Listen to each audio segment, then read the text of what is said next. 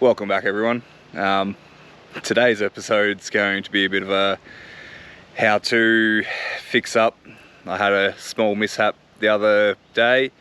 Yeah, I'll throw a video up in a second of what actually happened.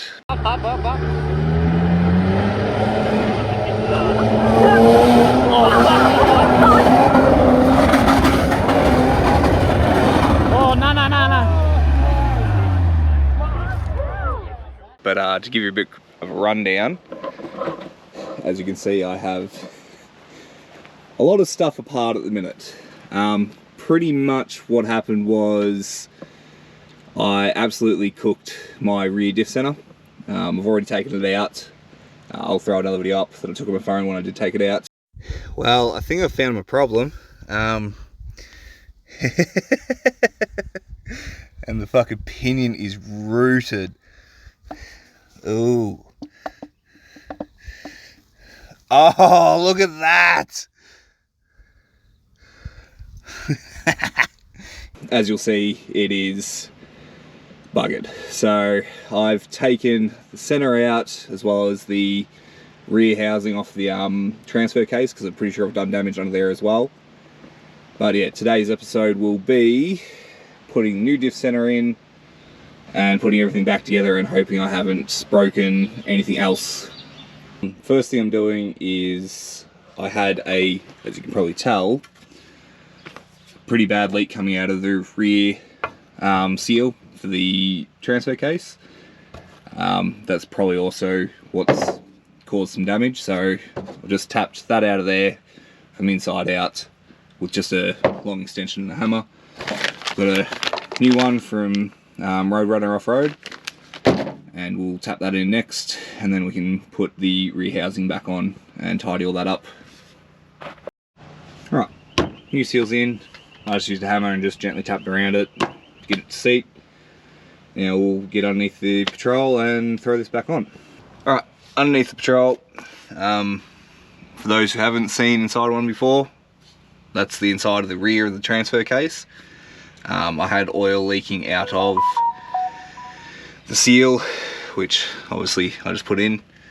We're going to throw a bead of gasket maker around the rear of the housing and then back up and on, and hopefully everything goes to plan, because currently the amount of shit that I've broken on this is, yeah, not ideal, but that is racing, and I did kind of hit that track pretty hard, so can't really blame anybody but myself. Right, so threw all the bolts back in, put my bead of gasket maker on there, put them up. There are 3 different lengths of bolts. Majority of your short ones are down this end, majority of long ones are up the top there.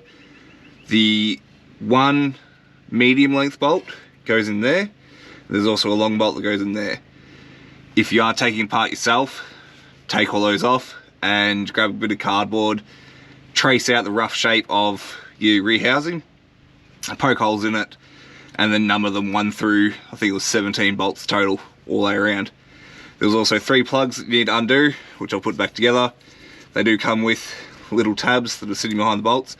For ease of access for me later on, I am just going to cable tie these up and well out of the way of anything spinning, obviously your tail shaft.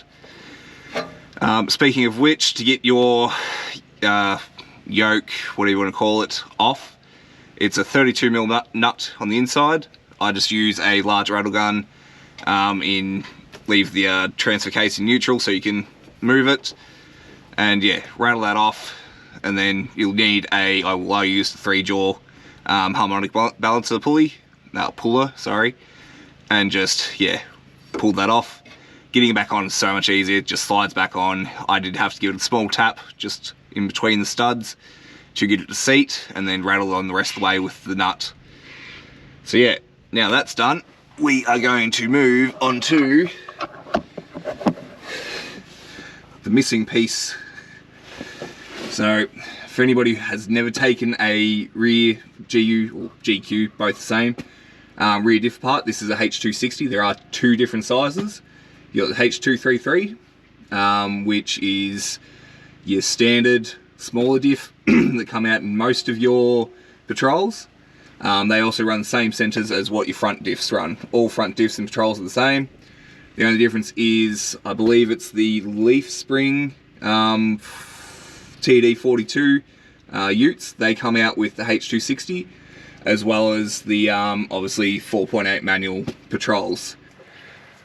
I made a whoops. I bought the wrong diff, but we've got the right one now. So I'll show you how to take these axles out. I'll do it in hyperlapse because, yeah, it doesn't take too much.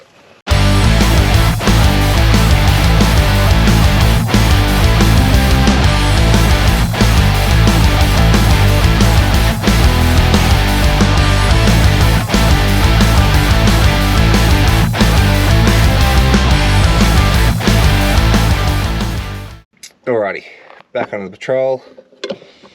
Diff is sitting in. For those who are doing it on the ground like me, get a jack and an extra person, it helps a lot.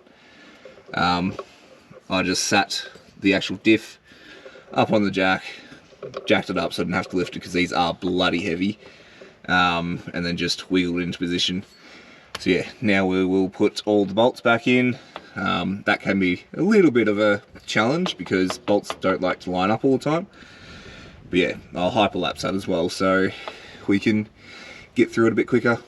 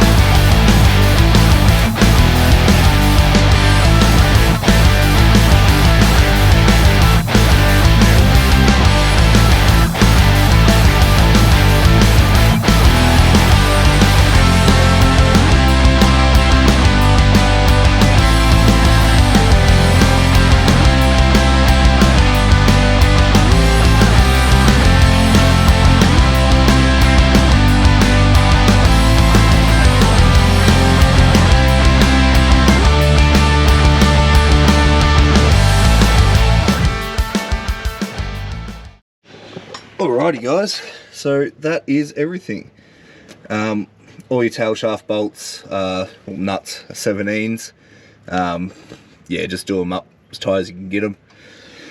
So all we've got left now is to slap some fluid in, or some oil in the diff, as well as some in the transfer case, and we can put, I'll put the axles back in first, and then yeah, put it back down on the ground, and yeah. Well guys, mission accomplished. She's back together and she's running probably better than it ever has. I do have a couple little things I still need to touch up, like the driver side rear spring isn't quite seated properly, so I'm going to try and find someone to flex it up so I can take the pressure off the spring and just pop it back onto its seat.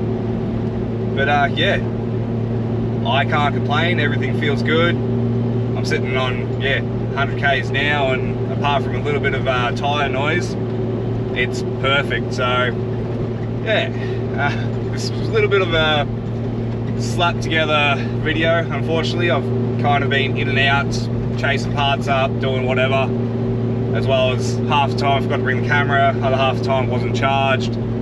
But yeah, thanks for watching. We'll try and get back out to Mount Cole at some stage and try and give that a hill a go again, but I don't think we'll be hitting it quite as hard this time. But anyway, yeah, cheers for watching. See you next time.